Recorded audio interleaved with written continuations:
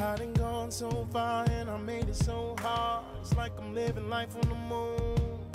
And at the rate I'm traveling, yeah, it's kinda hazardous, but I'm just trying to get home soon. And I wish I could go faster. Bonjour à toutes, j'espère que vous allez toutes très bien, vous passez une belle soirée, une belle journée. Je vous retrouve encore aujourd'hui, je m'appelle Benita Vai et je vous retrouve pour une autre session avec Pozinga sur un sujet très intéressant, des sujets très fascinants qui m'ont personnellement beaucoup édifié. Le premier sujet que nous allons exploiter aujourd'hui, c'est comment entretenir et maintenir son corps en tant que femme de Dieu, en tant que servante de Dieu, en tant que chrétienne. Et le deuxième point sera comment soigner son corps, son extérieur. Et je prie que à travers cette session, le Seigneur nous parle, nous oriente, nous révèle sa pensée et pour que nous soyons encore édifiés et que nous puissions encore grandir avec lui. Avant de commencer, j'aimerais juste que nous puissions commencer avec cette petite pensée, c'est que la façon dont nous considérons notre corps détermine la façon dont nous traitons notre corps. Aimer ou ignorer notre corps n'est pas d'abord un problème physique, mais d'abord un problème d'esprit.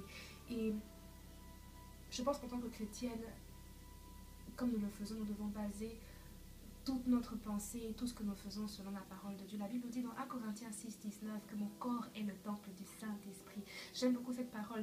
Dans la Bible, le temple était cet endroit, comme nous le savons, cet endroit où les gens venaient rencontrer Dieu, les gens allaient adorer Dieu. C'était cet endroit qui était réservé à rencontrer Dieu et lui offrir un sacrifice d'adoration, une prière qui montait vers lui.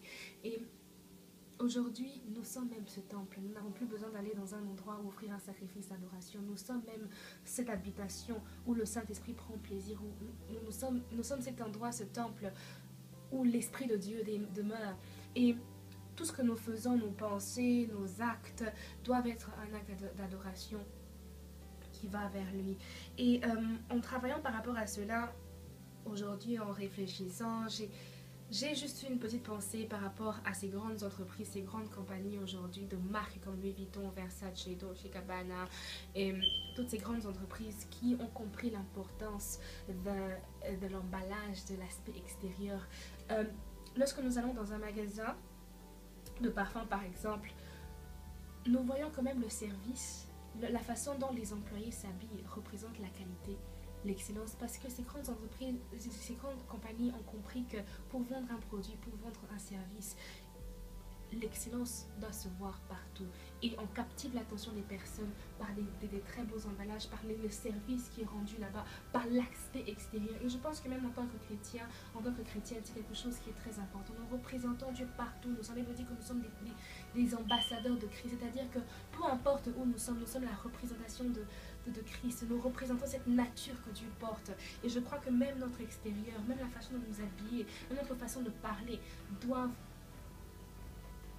emmener les gens à se questionner. Ok, cette personne est différente. Ok, cette personne est spéciale. Ok, qui est ce Dieu? Et je pense que jusqu'au point où Jésus a sacrifié sa vie pour nous, nous montre à quel point nous avons de l'importance aux yeux de Dieu, à quel point nous avons de la valeur à ses yeux.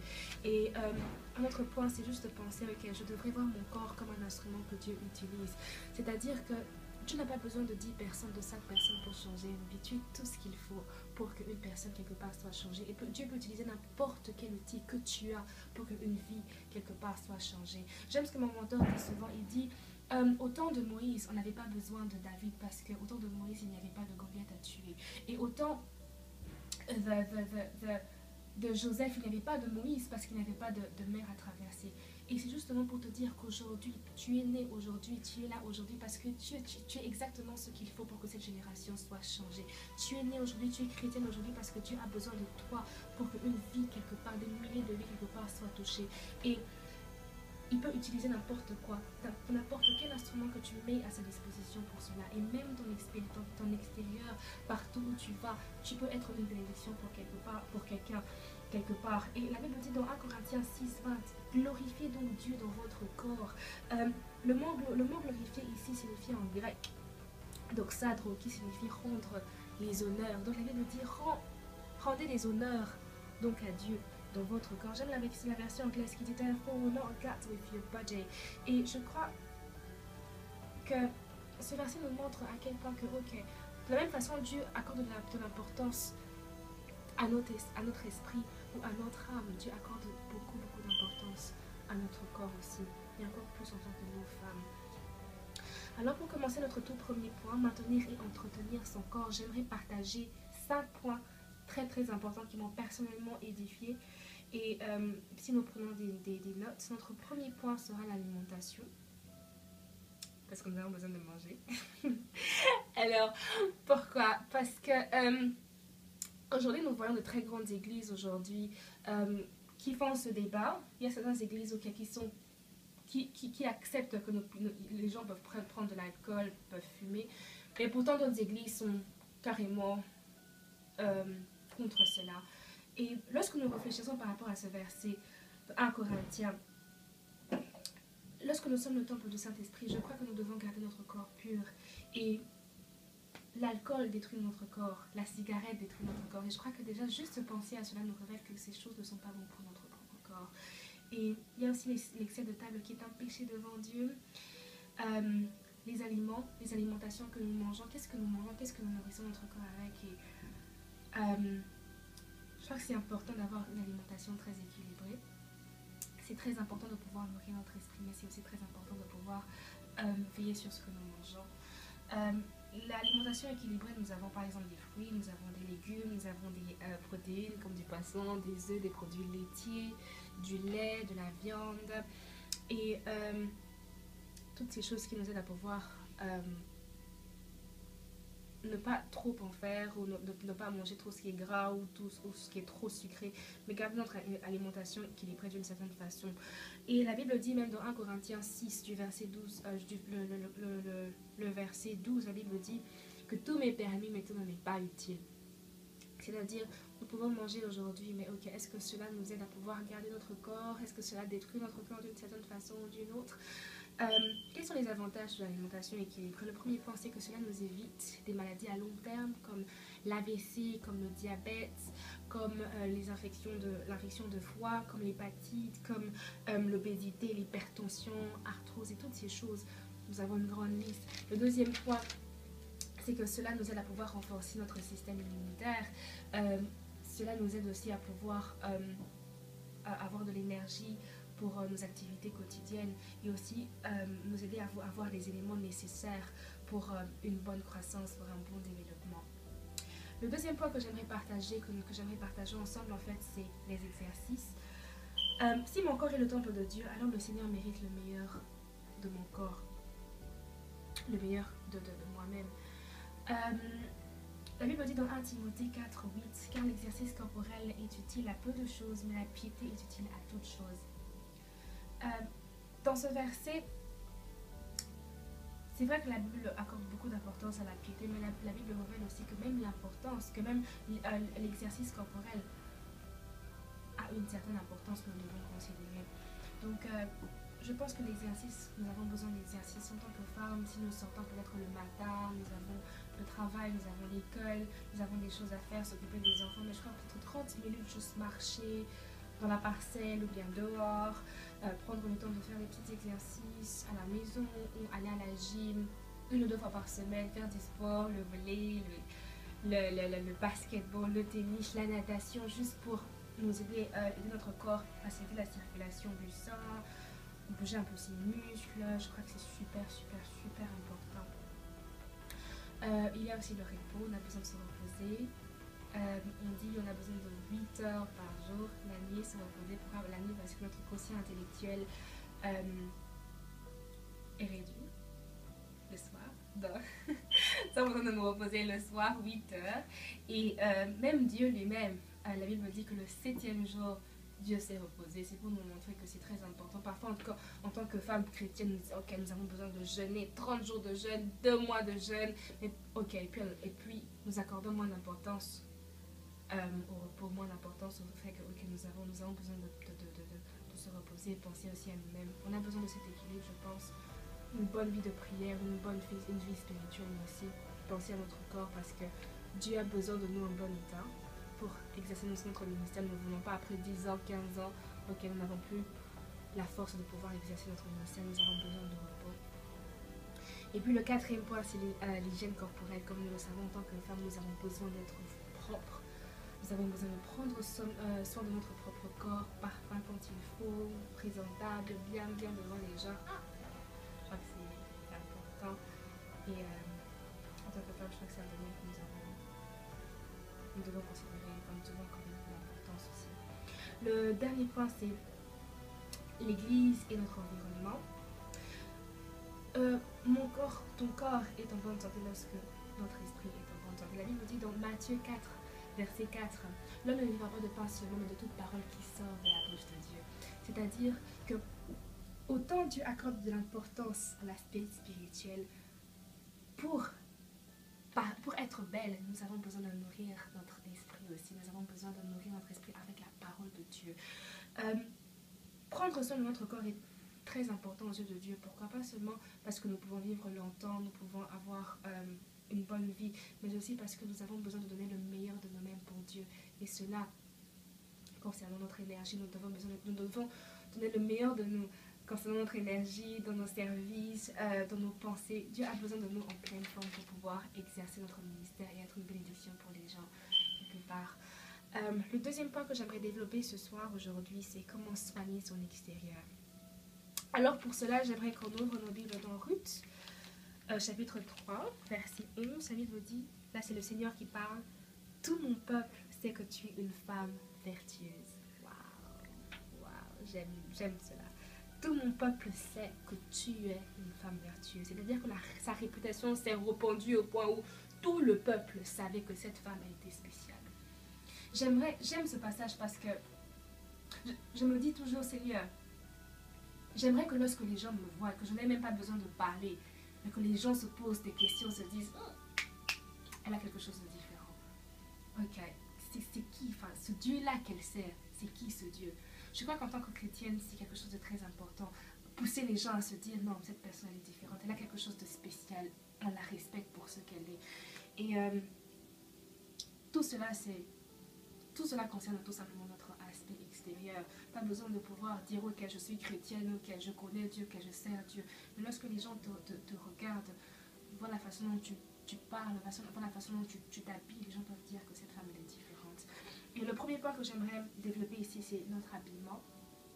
Parce que je pense que c'est un domaine qui a apporté beaucoup de débats. Comment nous, chrétiennes, nous devons nous habiller. Dernièrement, je parlais avec une amie qui est musulmane et d'habitude, quand elle vient au boulot, elle a toujours son foulard sur la tête. Et on parlait avec elle, on discutait de tout et de rien. Elle me racontait comment il y a 2 ans, elle ne portait pas de foulard. Et maintenant, elle parle et elle disait, je suis fière, je suis contente et j'ai la paix dans mon cœur parce que je sais que lorsque je sors dehors, je représente Dieu, je rends mon Dieu fier de moi et je sens que je suis pure, je me garde en fait. Et j'aime cela, je me sens en paix par rapport à moi-même. J'aime mener cette vie spirituelle. Et elle était tellement... Je sentais la paix, elle était tellement contente. Et ça m'a juste fait réfléchir. Et nous, chrétiennes, et nous, est-ce que notre habillement, est-ce que notre extérieur représente le Dieu que nous servons? C'est facile aujourd'hui de dire que nous sommes chrétiennes. C'est facile de dire que Dieu ceci et Dieu cela. Mais est-ce que lorsque les gens nous regardent, nous reflétons Dieu dans notre habillement? Aujourd'hui, nous parlons de culture. Ok, parfois, nous pouvons porter une petite jupe ou un petit dessus, dire ok, il fait chaud, ou peut-être je me sens à l'aise comme ça, c'est ce qu'on peut comprendre. Mais ce que nous ne voulons pas, c'est arriver à ce point-là où nous devenons une porte de chute, une porte d'entrée pour l'ennemi, et que à travers cela, des personnes tombent, des hommes tombent. Et parfois, on dit ok, la culture américaine est différente de la culture africaine, la culture européenne est différente. Parfois, on dit ok, en Afrique, on ne peut pas se promener en petite jupe, on ne peut pas aller sortir et porter une petite robe, mais en Europe c'est acceptable, ou bien quand on a grandi dans cet environnement, on peut le faire. Je crois qu'en tant que chrétienne, je ne suis pas une culture européenne, une culture américaine, une culture africaine. Nous ne suivons qu'une seule culture, c'est la culture du Christ. Et c'est la seule culture que nous devons suivre, que nous devons avoir en tant que chrétienne. Et justement penser, lorsque je m'habille comme ça, lorsque je sors, est-ce que je suis une porte d'entrée pour le diable ou je représente le Dieu qui est en moi? Le deuxième point, c'est le langage. La Bible dit que l'amour et la vie sont au pouvoir de notre langue. Et Dans Proverbe 31, le verset 26, la Bible dit « Elle ouvre sa bouche avec sagesse et la loi de la bonté est sur la langue. » Le langage est un point très important en tant que chrétienne. Est-ce que lorsque je parle, je bénis ou je maudis? Est-ce que lorsque je parle, les vies autour de moi sont changées ou je ne passe mon temps qu'à faire des choses qui ne plaisent pas à Dieu? Est-ce que par mes paroles je critique, je dis des mensonges, je passe mon temps à pouvoir peut-être à dire des choses qui n'honorent pas Dieu, ou à travers mes paroles le Seigneur est honoré? La Bible dit que c'est de l'abondance du cœur que la bouche parle. En tant que chrétienne, en tant que ces êtres qui avons la nature de Dieu en nous, quelles sont les paroles que nous disons? Qu'est-ce que nous disons en fait lorsque nous parlons? Est-ce que nous reflétons Dieu?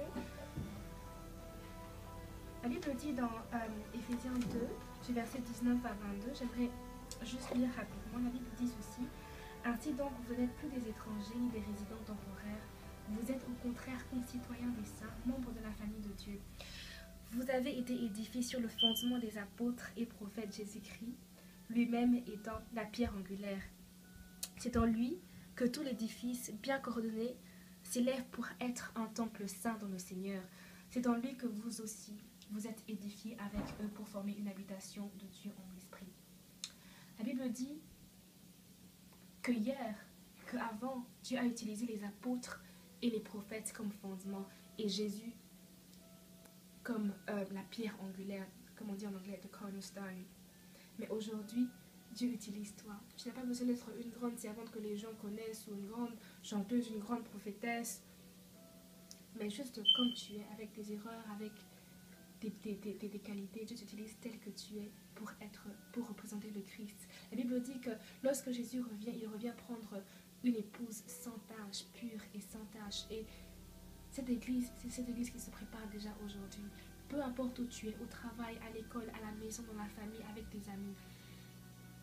Est-ce que tu représentes l'église, corps du Christ? L'église, comme on le sait, ce n'est pas seulement ce bâtiment où nous tous nous rassemblons ensemble pour prier, invoquer Dieu et chanter. Tu es l'église de Dieu, peu importe où tu te trouves. Et lorsque le Seigneur reviendra, il reviendra te prendre toi en tant que personne individuelle. Et par tes paroles, est-ce que tu représentes Dieu? Par ton langage, est-ce que tu représentes Dieu? Mon dernier point, c'est le caractère. Oui, le caractère. Dans Philippiens 4, verset 8, la Bible dit « Au reste, frères, toutes les choses qui sont vraies, toutes les choses qui sont vénérables, toutes les choses qui sont justes, toutes les choses qui sont pures, toutes les choses qui sont aimables, toutes les choses qui sont de bonne renommée, s'il y a quelques vertus et quelques louanges, que ces choses occupent vos pensées. Ce que vous avez appris et entendu et vu en moi, faites ces choses et le Dieu de paix sera en vous. » J'aime vraiment beaucoup ce verset. Tout ce qui est pur, tout ce qui est vrai, tout ce qui est aimable, toutes ces choses qui honorent Dieu, que ce soit ces choses qui font l'objet de nos pensées. Et le Seigneur demeurera en nous. Je crois que c'est très important de pouvoir passer du temps dans la présence de Dieu, passer du temps à méditer la parole de Dieu, à faire de ces paroles l'objet de nos pensées. Et je crois qu'avec nos habitudes, avec notre caractère, nous pourrons honorer Dieu. Être tous comme ça. Donc j'espère que vous avez été bénis ce soir et nous avons reçu quelque chose de spécial au nom de Dieu. Et j'espère vous revoir très bientôt. Que Dieu vous bénisse.